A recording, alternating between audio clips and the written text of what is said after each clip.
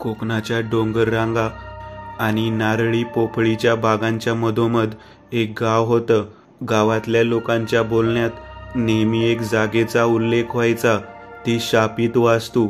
अनेक वर्षांपूर्वी तिथे एक जुना वाडा होता. त्या वाड्याचा मालक नरभक्षक म्हणून कुप्रसिद्ध होता. शेवटी गावकऱ्यांनी संतापून त्याला आणि त्याच्या घराला जाळून टाकलं.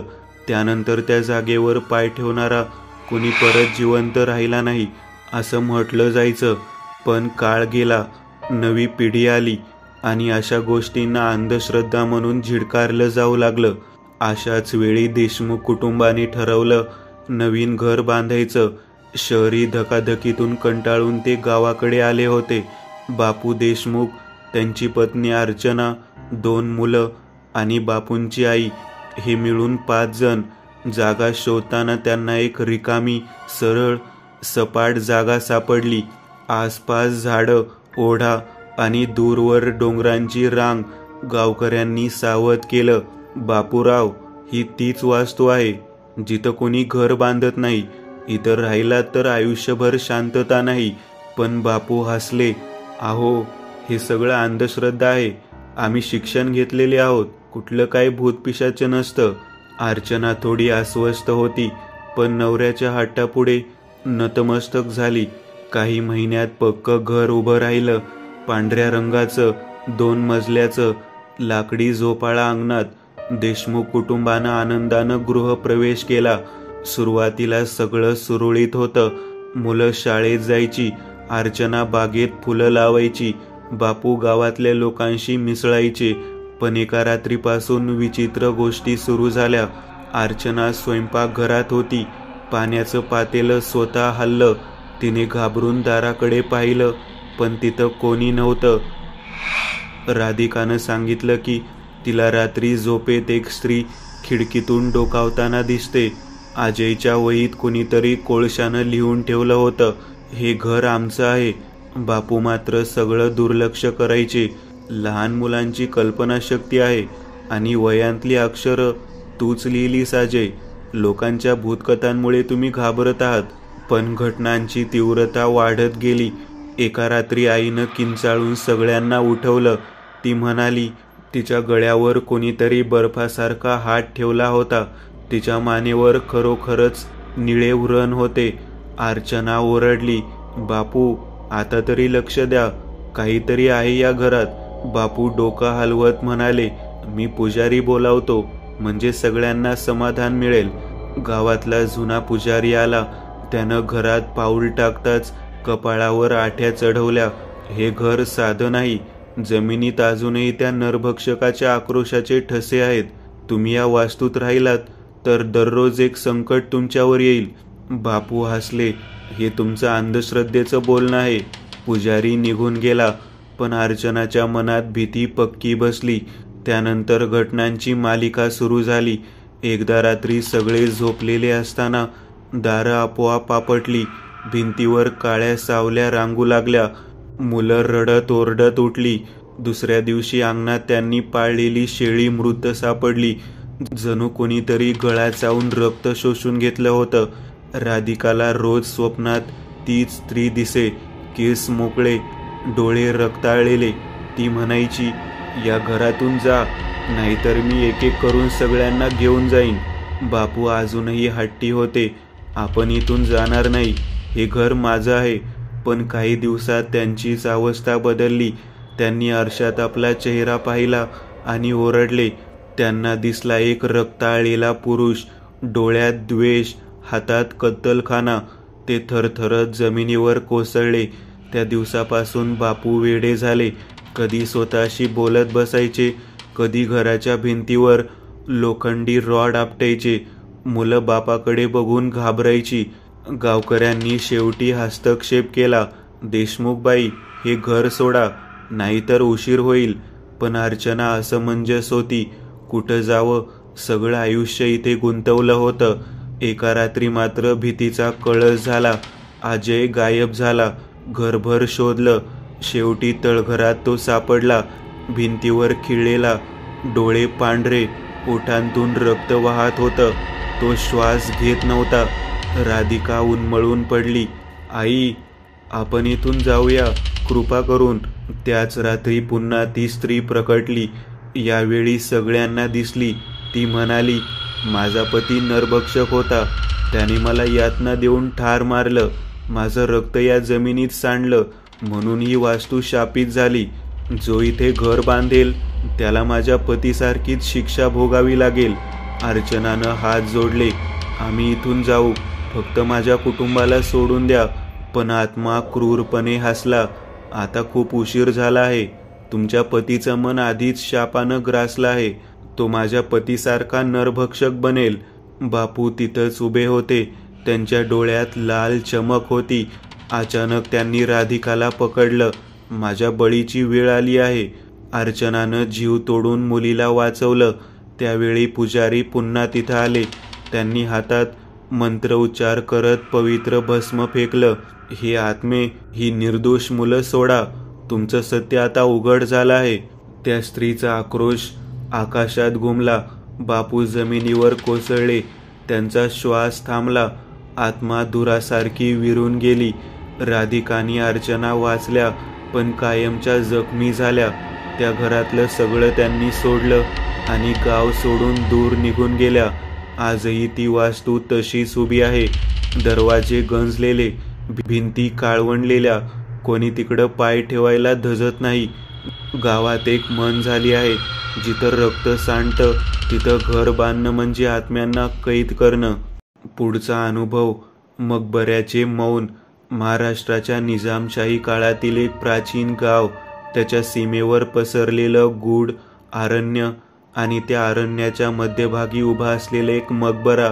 दगडात कोरलेली अप्रतिम नक्षी, पण वर चढलेल्या वेली, तुटलेल्या कमानी, गंजलेल्या लोखंडी दरवाजे आणि आत पसरलेलं गडद शांत मौन. गावकरी म्हणायचे, तो मकबरा केवळ स्मशान नाही, तर तिथं अजून काहीतरी कैद आहे. काळाच्या ओघात मकबऱ्याच्या सावलीत जाण्याची हिंमत कोणी केली नव्हती. पण एकदा इतिहास संशोधन करणारे काही तरुण तिथं पोहोचले. 5ही जण रात्री उशिरा गावात पोहोचले. फैजानं आधीच सावध केलं होतं, मकबऱ्यात शिरायचं असेल तर दिवसा शिरा, रात्री तिथं जाणं म्हणजे मृत्यूला आमंत्रण. पण समीर हसला. इतिहासाला भीती नाही लागली पाहिजे फैजान. रात्री आपण जाऊ, तेव्हाच खरी सत्यता कळेल. रात्री अंधार गडद होत गेला. आकाशात चंद्र ढगांनी झाकला होता. मशाली हातात घेऊन ते 5 जण मकबऱ्याच्या दरवाजाजवळ आले. जड दरवाजा उघडताना एक दणदणीत आवाज झाला. जणू कोणीतरी आतून श्वास सोडला. आत प्रवेश केला आणि श्वास गुदमरला. धुळीचा गंध, ओलसर दगड आणि वातावरणात जाणवणारी दबलेली भीती. भिंतीवर अरबी लिपीत लिहिलेली काही वाक्य होती. आन्या मोठ्याने वाचू लागली. हा मकबरा फक्त स्मरणासाठी नाही, तर एक शापासाठी आहे. इथे निजामशाहीतील एका सेनापतीचा अंत झाला आणि त्याच्या आत्म्याला कधीच शांती लाभली नाही. कवितेच्या अंगावर काटा आला. आपण मागं वळायला हवं, पण समीर हट्टीपणे पुढं गेला. नाही, सत्य समजल्याशिवाय मी परत जाणार नाही. मकबऱ्याच्या आत खोलवर जाताना दगडी जिना खाली उतरत होता. टॉर्चच्या प्रकाशात त्यांना भिंतीवर रक्तासारखे लाल डाग दिसले. राघवनं कॅमेऱ्यात सगळं टिपायला सुरुवात केली. अचानक वारा सुटलाय असं भासलं. मशाली विझू लागल्या आणि एका दालनात शिरल्यावर सगळ्यांनी पाहिलं एक प्रचंड दगडी थडगं, ज्यावर तलवारीचे ठसे, जखमा कोरलेल्या. फैजान कुजबुजला. हा त्या सेनापतीचा थडगा आहे, ज्याला जिवंत जाळलं होतं. म्हणतात त्याने हजारो लोकांची कत्तल केली होती आणि मृत्यूनंतरही त्याचा आत्मा शांती मान्य करत नाही. तेवढ्यात थडग्याच्या वर काळी धुकी फिरायला लागली. एक प्रचंड सावली उभी राहिली. डोळे अंगाऱ्यासारखे लाल, डोक्यावर जुन्या काळची पगडी, हातात वाळलेली तलवार. आवाज गडगडाटासारखा घुमला. ज्यांनी माझ्या निद्रेत व्यत्यय आणला त्यांना सुटका नाही. सगळ्यांनी पळायला सुरुवात केली, पण मकबऱ्यातून बाहेर जाण्याचा मार्ग जणू गायब झाला होता. तेच दालन परत परत येत होती. सर्वप्रथम राघव मागं राहिला. कॅमेरा हातात घेऊन तो ओरडला, थांबा, मला एक फ्रेम टिपायची आहे. क्षणात काळ्या धुकीनं त्याला गाठलं. त्याच्या किंकाळीचा आवाज घुमला आणि तो धुक्यात विरला. फक्त कॅमेरा जमिनीवर पडून राहिला. आता चौघे उरले. ते एकमेकांना धरून पळत होते, पण समीर अजूनही घाबरला नव्हता. हे सगळं भ्रम आहे. आपण मानसिक दबावाखाली आहोत. इतक्यात दगडी भिंत स्वतः फुटली आणि त्यातून रक्ताळलेला हात बाहेर आला. त्या हातानं समीरला गळ्याला पकडलं. त्याच्या डोळ्यात भयानक भय दिसलं. काही क्षणात त्याचं शरीर भिंतीत ओढलं गेलं. आणि कविता किंचाळल्या. फैजाननं त्यांना धरून जिना चढायला लावला. वरती पोहोचल्यावर आन्या थांबली. मी आता पळणार नाही. त्याच्या आत्म्याला मुक्त करायची काहीतरी गुरुकिल्ली असणार. ती परत थडग्याकडे धावत गेली. कविता आणि फैजान घाबरत मागं गेले. थडग्याजवळ तिनं पुन्हा अरबी लेखन वाचलं. जो त्याला जाळून मारला त्याची राख या थडग्याखाली आहे. ती राख पवित्र मंत्राने नष्ट केली तर आत्मा शांत होईल. फैजान ओरडला, माझ्या आजोबांनी सांगितलं होतं, सुरह फातिहा वाचली की आत्म्याला कैद करता येतं. हे तिघे थडग्याभोवती मंत्र म्हणू लागले. अचानक आत्मा गुरगुरला. तलवार हवेत फिरवली. त्याच्या एका वारानं कवितेच्या छातीला भोसकलं. ती जमिनीवर कोसळली. रक्त ओघळलं. अन्या डोळ्यांतून पाणी गाळत मंत्र म्हणत राहिली. फैजाननं राखीवर भस्म टाकलं. सावली किंचाळली. आकाश गडगडलं. मकबऱ्याच्या भिंती हादरल्या आणि एका क्षणात ती काळी सावली धुरासारखी विरली. फक्त अन्या आणि फैजान वाचले. दोघं थकलेले, अश्रूंनी डोळे भरलेले. ते बाहेर आले तेव्हा सकाळ झाली होती. मकबऱ्याचा दरवाजा उघडाच होता, पण आतलं मौन अजूनही जड वाटत होतं.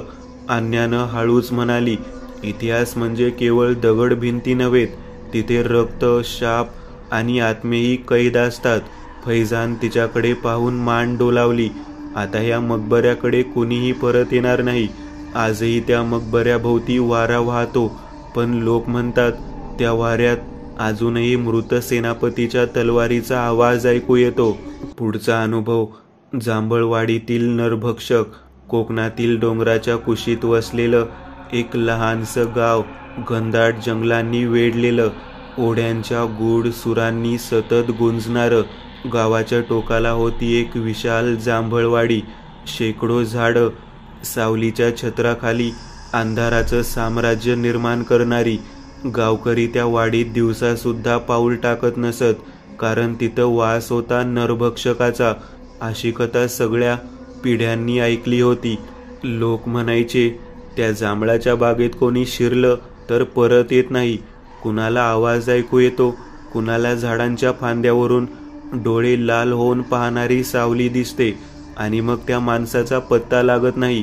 एका पावसाळी संध्याकाळी हे 5 जण जांभळाच्या बागेत जाण्याचा निर्णय घेतात. मयूर म्हणाला, आपण गेलो आणि काही झालंच नाही तर गावातल्या मूर्खांनी पसरवलेल्या या भीतीच्या गोष्टी संपतील. सोनाली थोडी मागे हटली, पण खरंच काही असेल तर? मयूर हसला, मग आपण पहिल्यांदा त्याला बघू. ते मशाली घेऊन बागेत शिरले. जमिनीवर गळलेली जांभळं चिरडली जात होती. पावसाचे थेंब पानांतून गळत होते. रात्रीचा अंधार इतका दाट होता की मशालींच्या प्रकाशातही 2 फूट पुढं नीट दिसत नव्हतं. वाटेतच अजिंक्यानं मोठ्याने ओरडत गंमत केली, ए नरभक्षक, आम्ही आलो आहोत, चला बघू काय करतोस.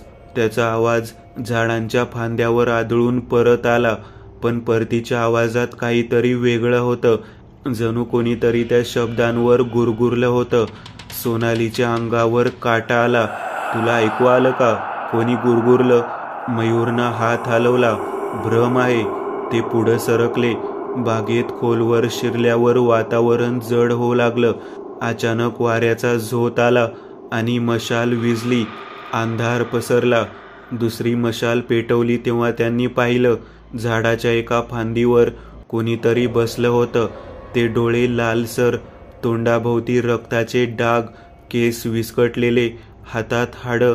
त्यानं खाली पाहून गुरगुरत हसू काढलं. विनयनं किंचाळत मशाल जमिनीवर टाकली. तो खरंच आहे. क्षणात सावली फांदीवरून झेपावली. सगळे 5 जण पळायला लागले, पण झाडांच्या मुळ्या जमिनीतून बाहेर येऊन जणू पायांना अडवू लागल्या. अजिंक्य पुढं पळत होता. अचानक त्याला कोणीतरी ओढलं. जोरात किंकाळी आली. मशालींच्या उजेडात त्यांनी पाहिलं. नरभक्षक त्याच्या मानेत दात रोवत होता. रक्त उडत होतं. अजिंक्यचे डोळे मोठे झाले आणि काही क्षणात तो शांत पडला. सोनाली थरथरत म्हणाली, आपण सगळे मरू. आपल्याला इथून सुटका नाही. आता 4घे उरले. ते वेगाने पळू लागले, पण बागेतून बाहेर जाण्याचा मार्ग सापडेनासा झाला. जिथून गेले तिथून परत तसाच रस्ता दिसत होता. मयूरनं संतापून ओरडलं, हा आपल्याशी खेळतोय. तेव्हाच नरभक्षक पुन्हा समोर आला. यावेळी तो झाडांच्या फांद्यासोबत जणू एकरूप झाला होता. त्याचा चेहरा माणसासारखा होता, पण जबडा प्रचंड, दात धारदार. हातात अजिंक्यचं डोकं लटकत होतं. त्याने डोकं जमिनीवर फेकलं आणि गुरगुरत म्हणाला, इथं आलेल्यांना परत जायचं नसतं. सगळे किंचाळले.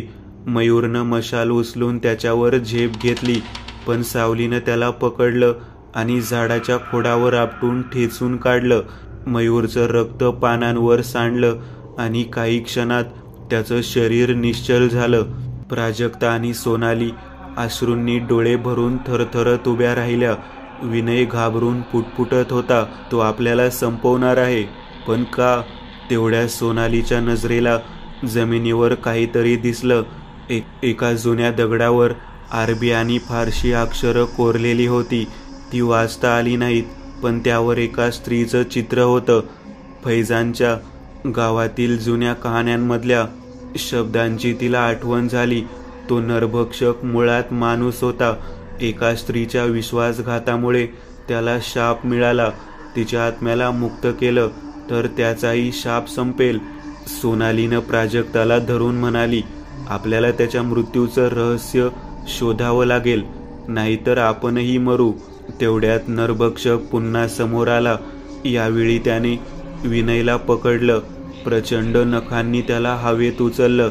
विनय किंचाळत होता, हातपाय झटपत होता, पण काही क्षणात त्याचा आवाज बंद झाला. त्याचं शरीर जमिनीवर आदळलं. आता फक्त 2 मुली उरल्या, सोनाली आणि प्राजक्ता. ते बागेत आणखी खोलवर धावत गेल्या. तिथं एक पडकं मंदिर दिसलं. आत देवाऱ्यात फक्त जळालेली राख शिल्लक होती, पण त्यात एक स्त्रीचं जुनं चित्र पडलेलं होतं. सोनाली थरथरत ते उचललं. त्या चित्रात एक सुंदर स्त्री आणि तिच्या बाजूला तलवारधारी पुरुष दिसत होता. तेवढ्यात नरभक्षक मागून येऊन थांबला. त्याचे डोळे त्या चित्रावर खिळले आणि त्याच्या चेहऱ्यावर क्षणभर मानवी भाव उमटले. सोनाली ओरडली, हीच तुझी सत्यता आहे ना? तू स्त्रीच्या विश्वासघाताने नरभक्षक झालास. तिच्या आत्म्याला मुक्त करायला हवं. तो गुरगुरत जवळ आला. त्याचा श्वास गरम, रक्ताचा वास अंगावर येत होता. प्राजक्ता भीतीने थरथरत होती, पण सोनाली धैर्यानं चित्र हातात धरून म्हणाली, मी तुझी इच्छा पूर्ण करीन, पण दुसरी नाही, आत्मा घेणं नाही. तो थांबला. काही क्षण त्याने डोळे मिटले. आवाज गंभीर झाला, मला शांती हवी. शेकडो वर्ष मी या बागेत कैद आहे. सोनालीने चित्र देवाऱ्यात ठेवून प्रार्थना केली. प्राजक्तानं तिच्या सोबत मंत्र म्हटले. अचानक वातावरण बदललं. वारा सुटलाय असं भासलं. जांभळं झाडावरून पावसासारखी गळू लागली. नरभक्षक किंचाळला. त्याचं शरीर तडफडलं आणि सावली धुरासारखी विरून गेली. मंदिरात शांतता पसरली. सकाळी गावकरी आले तेव्हा फक्त सोनाली शिल्लक होती. प्राजक्ता कुठं गायब झाली होती, तिच्या अस्तित्वाचा पत्ता लागला नाही. सोनाली डोळ्यांतून अश्रू गाळत म्हणाली, त्याने एक आत्मा घेतला, पण अखेर त्याला शांती मिळाली. आजही गावकरी त्या बागेत जाण्याचं टाळतात. पावसाळ्यात जेव्हा जांभळं झाडावरून पावसासारखी गळतात तेव्हा म्हणतात, तो अजूनही कुठेतरी पाहतोय. शेवटचा प्रवासी. संध्याकाळचे वातावरण हळूहळू गडद होत चालले होते. शहराच्या रस्त्यांवर पसरलेलं धुकं त्या दिवसाची गंभीरता वाढवत होतं. दिवसभराच्या गडबडीने थकलेला आदित्य आपल्या कामाच्या जागेवरून बाहेर पडला होता. दिवसभराचे काम संपलेलं असलं तरी मनात कुठलीशी बेचैनी होती. तो घरी लवकर जायचं ठरवत होता. नेहमीप्रमाणे बसने जाण्याऐवजी त्याने रिक्षा पकडायचं ठरवलं. रस्त्यावर थोडं पुढं गेला आणि हात दाखवला. एक काळसर, जरा मोडकळीस आलेली पण व्यवस्थित चालणारी रिक्षा त्याच्या समोर थांबली. चालकाने चेहऱ्यावर पांढरट हसू ठेवून मागे वळून विचारलं, कुठं जायचं आहे साहेब? आदित्य म्हणाला, कळसाबाई चौक, थेट घरापर्यंत. चालकाने मान डोलावली. आवाजात एक विचित्र दडपण होतं, जणू कुणीतरी खोल पोकळीतून बोलत होतं. आदित्यने फारसा विचार न करता मागच्या सीटवर जागा घेतली. रिक्षा हळूहळू सुरू झाली आणि धुक्याच्या दिशेने निघाली. रस्त्यावर नेहमीप्रमाणे गजबज दिसत होती, पण काहीतरी वेगळं जाणवत होतं. दिव्यांचा प्रकाश जरा फिकट वाटत होता आणि लोकांचे चेहरे धुसर दिसत होते. रिक्षा पुढे जात असताना एका चौकात एक तरुणी रिक्षा थांबवते. तिच्या अंगावर पांढरा सलवार सूट होता, डोक्यावर ओढणी. ती कुठलाही शब्द न बोलता आत बसली. तिच्या चेहऱ्यावर शांतता होती, पण डोळ्यात एक भयंकर पोकळी. आदित्यला तिच्या शेजारी बसताना अंगावर काटा आला.